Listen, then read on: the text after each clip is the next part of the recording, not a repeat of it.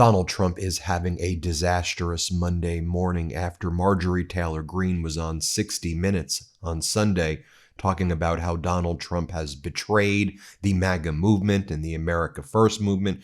And she talked about how Donald Trump was covering up for a child sex trafficking ring and how Donald Trump is causing all these death threats her way. Donald Trump just posted this rambling, ranting message about Marjorie Taylor Greene, and he calls her jilted, that she was jilted by me, the same way she was probably jilted by other people in her life. Donald Trump goes on to say that the 60 Minutes, quote, correspondent Lesley Stahl treated Donald Trump very unfairly back in 2020 because she was focusing on Russia, Russia, Russia.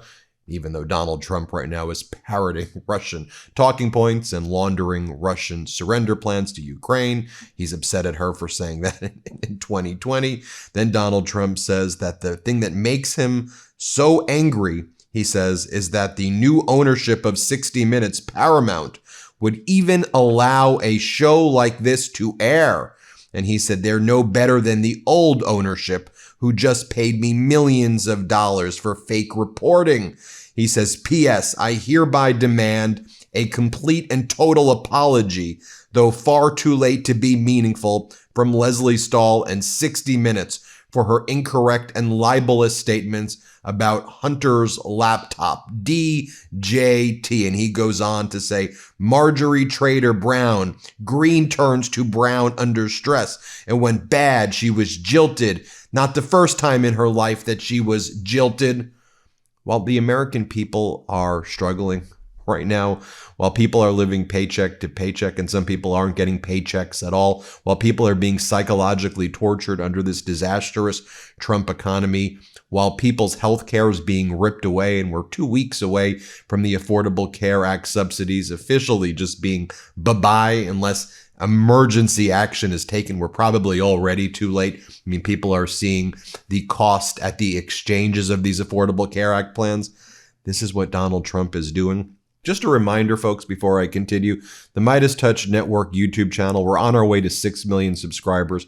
As you know, we're under attack from Donald Trump and his regime that want to shut us down. You may think you're subscribed to this YouTube channel, but you may not actually be subscribed. So just double check to make sure that you are subscribed to this YouTube channel and tell others about this channel. Subscribe now. Help us get to 6 million subscribers. Going on to the next thing that Donald Trump did. He's also posting about how he's going to issue an executive order to allow federal law to trump, I guess pun or no pun intended, state laws regarding artificial intelligence, because he says there needs to just be one federal law that comes to AI, and the federal law needs to preempt all the state law.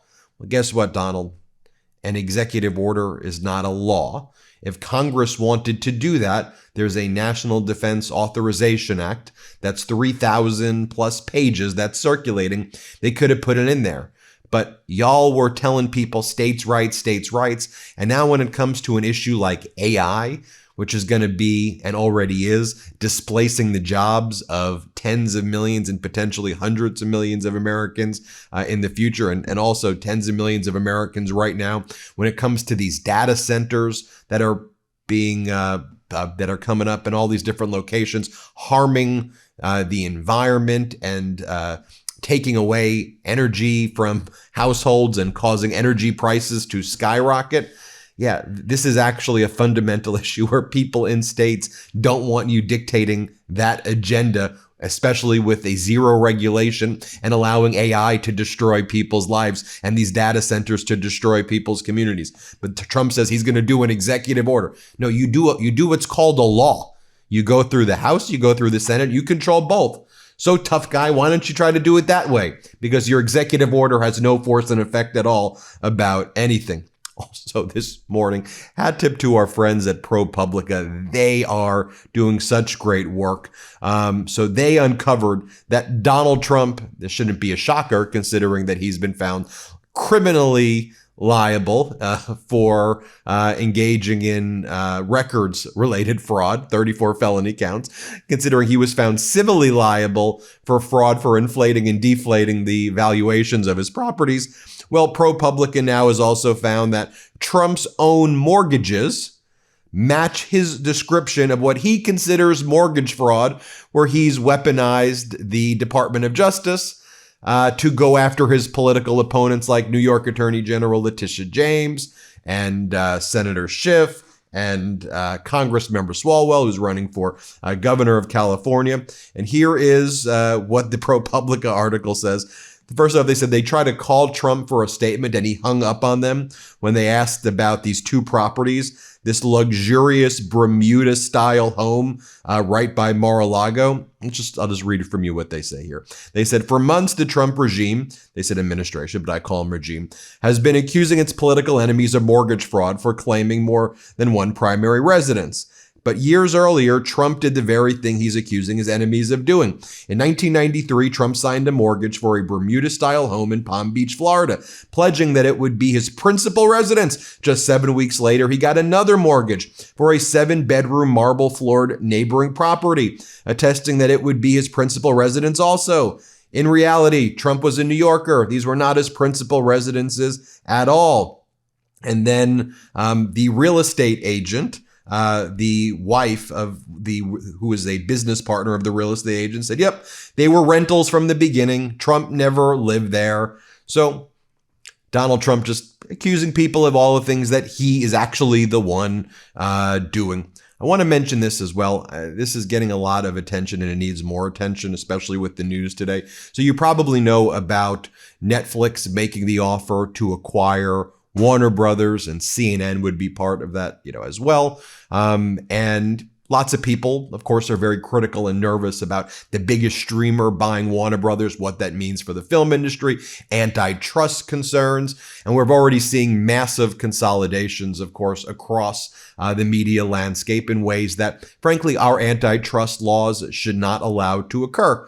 Well, one of the other bidders right here in this consolidation, in my view, my opinion, giving you my opinion, antitrust violations are certainly raising major antitrust concerns. So Paramount, which just was acquired by Skydance, but kept the name Paramount, they're now launching a hostile takeover bid of Warner Brothers. So you have Netflix doing it in a non-hostile way. They have a deal, but then you have Paramount basically saying, we're going to take it over. We're going directly to the shareholders to try to take this thing over. Now, when you actually look at the offer, this was not in the initial press release, as Sarah Fisher points out, but who's actually behind this Paramount bid to acquire Warner Brothers? Well, we actually now know that the individuals include the Saudis, the Qataris, the Emiratis, right? All the places Donald Trump goes to. And guess who's the face of it? Who's fronting it? Yep.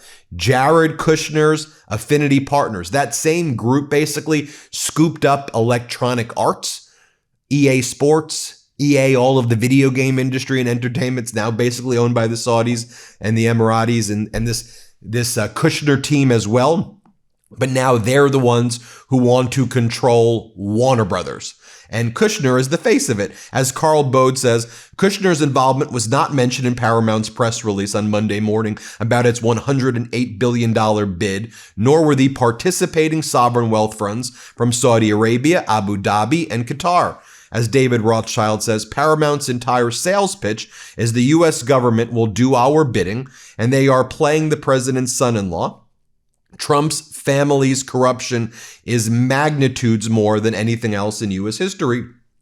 Jared Kushner is the one fronting this to try to block Netflix from getting the deal and bringing it over to the Saudis, the Qataris, the Emiratis, and Paramount, which also now controls CBS, who Trump was attacking at the outset because they want to create a full state regime, Russia-style oligarchical media company. That's what they are working on doing.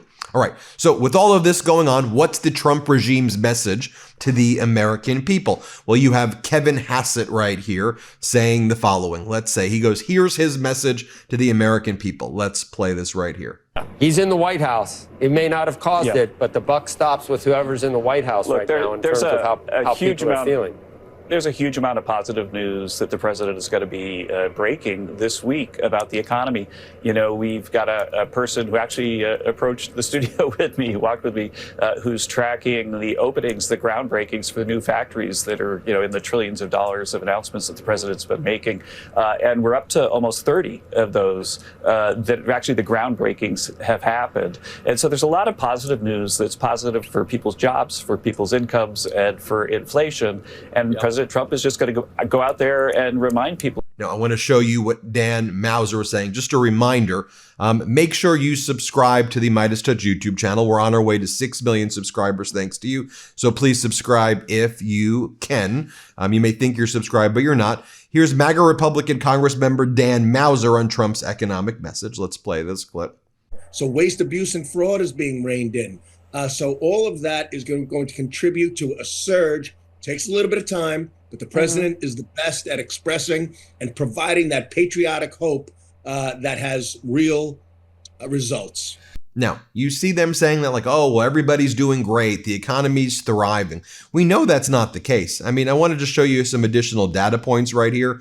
The 30-year Treasury yields ticking up right now as well. To about, 4.81. Remember how the Treasury Department's like, the high Treasury yields are showing that we're paying out more from the Treasury Department than ever before, showing that the cost of borrowing from the United States government is higher. There's a reason that Treasury yields were also super high during COVID. You don't want the yields to be high, but they're bragging about the high yields number. Meanwhile, you want to take a look and see if Donald Trump's deal with, or Donald Trump's trade war against China, how that's working out. Well, China's trade surplus just topped $1 trillion, underscoring its export dominance. So this is how they describe it in the Wall Street Journal. A remarkable figure never before seen in recorded economic history. Almost sounds like something Trump would say, except America's losing the fight right now to China. And then finally, I'll show you this as well. Don Jr.'s fortune was estimated to be between $40 and $50 million before this latest regime. And now it's estimated to be over $300 million based on the crypto deals, the AI deals, the stable coin, World Liberty Financial, and all these foreign governments that have also propped up a lot of these companies, these SPACs, and things like that as well. Oh, Marjorie Taylor Greene just responded to Donald Trump. She said, "I'm America first. Thank you for your attention to this matter." So it is on there. Anyway, everybody hit subscribe. That's what's going on this morning. Let's get to 6 million subscribers. Thank you so much for watching. Want to stay plugged in? Become a subscriber to our Substack at MeidasPlus.com. You'll get daily recaps from Ron Filipkowski, ad-free episodes of our podcast, and more exclusive content only available at MeidasPlus.com.